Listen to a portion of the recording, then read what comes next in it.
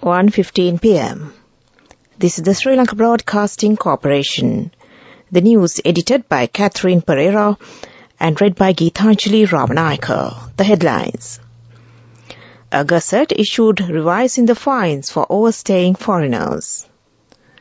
The Minister of Power says that power plants will not be privatised. Opportunities will be made for Sri Lankan nurses to work in Britain. The deadline to register at the Voter List 2023 will be extended. The Sri Lanka Foreign Employment Bureau has paid attention to provide job opportunities for Sri Lankans to serve in Kyrgyzstan. Sri Lanka and Poland reaffirm commitment to further advance and consolidate bilateral engagement.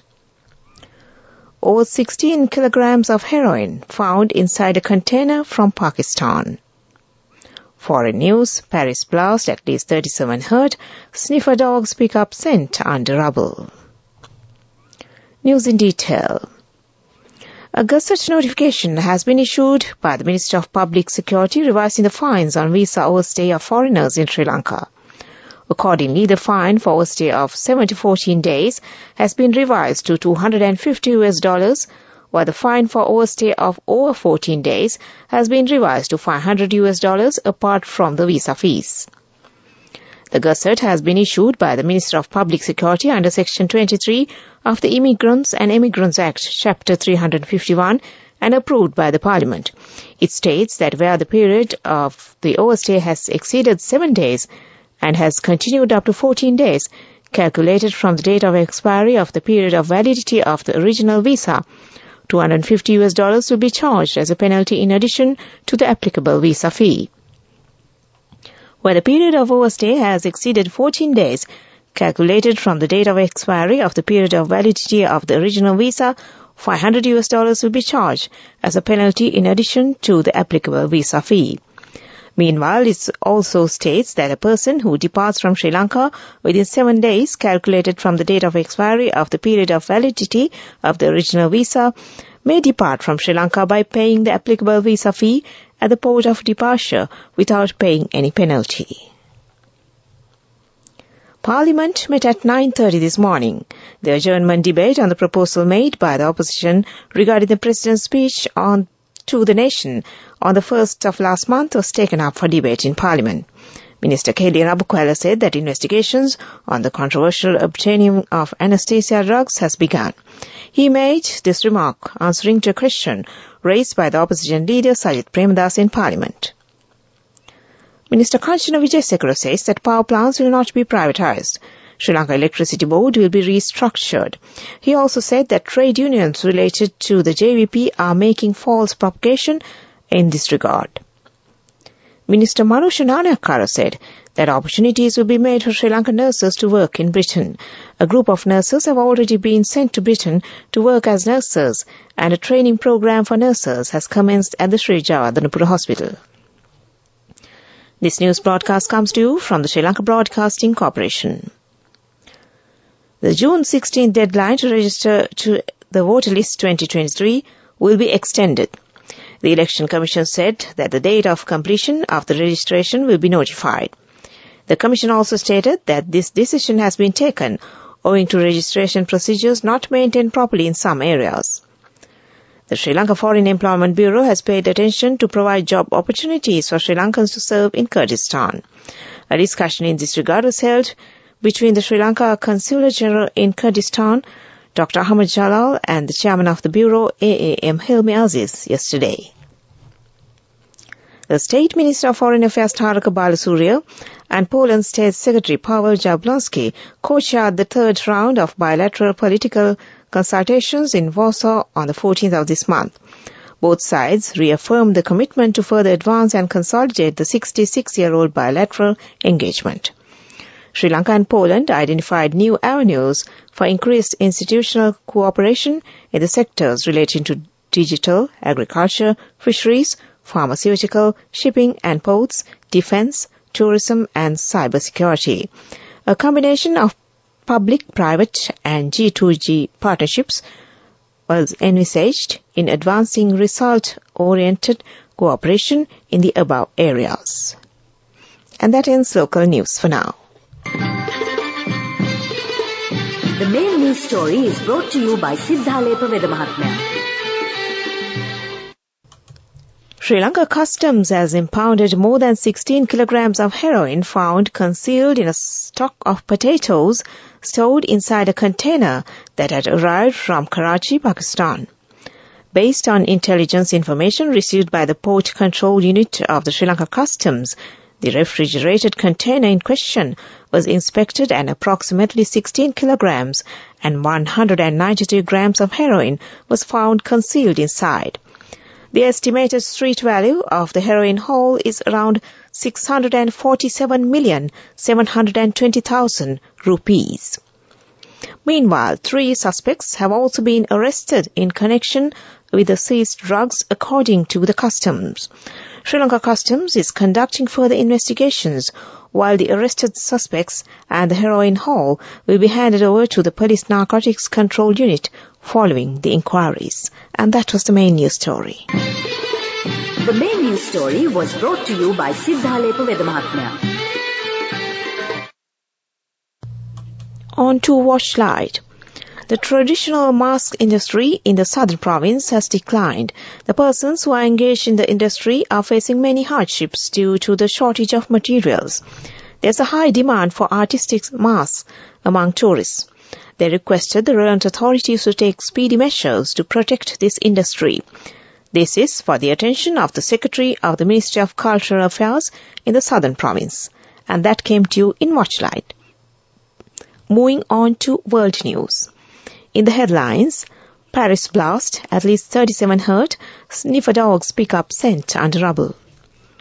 Cooking gas explosion kills 31 people at a barbecue restaurant in northwestern China. And a missing Titanic submersible, health risks facing the crew. A blast ripped through a street near Paris historic Latin Quarter on Wednesday, and rescuers were searching for 2 missing people feared buried under rubble of a building that partially collapsed in the explosion. The explosion tore through Rue Saint-Jacques, while runs from the Notre Dame de Paris Cathedral to the Sorbonne University in the late afternoon, injuring at least 37 people, 4 of whom were fighting for their lives in hospital. Interior Minister Gerald Darman said that sniffer dogs had picked up a scent under the mound of masonry lifts strewn across Rue Saint-Jacques. A massive cooking gas explosion at a barbecue restaurant in northwestern China killed 31 people and injured 7, Chinese authorities said today.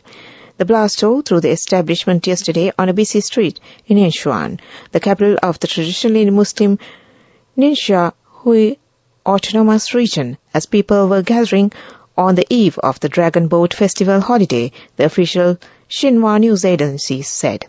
The festival is a national holiday devoted to eating rice dumplings and racing boats manned by teams of peddlers. Chinese President Xi Jinping demanded all-out treatment of the injured and a safety overhaul after the explosion, Xinhua reported. It is a catastrophic, terrifying prospect being trapped in a 22-feet submersible, potentially thousands of feet underwater with oxygen running out. The exact whereabouts of the Titanic submersible and the condition of the 5 crew on board were unknown. It is thought the vessel may have less than 10 hours of oxygen remaining, creating a race against time to find the sub before it is too late. Dr. Ken Ledders, a hyperbaric medicine expert at Memorial University in St. John's, Newfoundland, has told BBC News that running out of air is not the only danger those on board face. And back to the headlines of the world news. Paris blast, at least 37 hurt, sniffer dogs pick up scent under rubble. Cooking gas explosion kills 31 people at a barbecue restaurant in northwestern China. And the missing Titanic submersible, health risks facing the crew. And that ends World News. Development News is brought to you by Vacancies for women from Deshakti Lanka for housemaids in Kuwait, Oman and Saudi Arabia for ages 23 to 58 years. Contact number 037 7500 500. On to development news. The coastal belt from Akurala to Telvatta in Rathgama electoral division that was affected by sea erosion will be conserved. The Coast Conservation Department has spent 1,500 million rupees in this regard. And that was development news. Vacancies for women from Deshakti Lanka for housekeepers, home cooks, caretakers and home nurses in Kuwait, Oman, Saudi Arabia and Singapore for ages 23 to 57 years. Salaries starting from 156,000 rupees. Interviews with foreign agents are now on. Come whether you have a passport or not. Branches, Colombo, Kurunagala, Anuradhapura and Matara. Contact number 0377 500 500. On to sports news. New Zealand women's cricket team will arrive in the island on Thursday for a match tour for the first time. The tournament will begin on the 27th of this month. It includes 3 one-day matches and 3 T20 matches.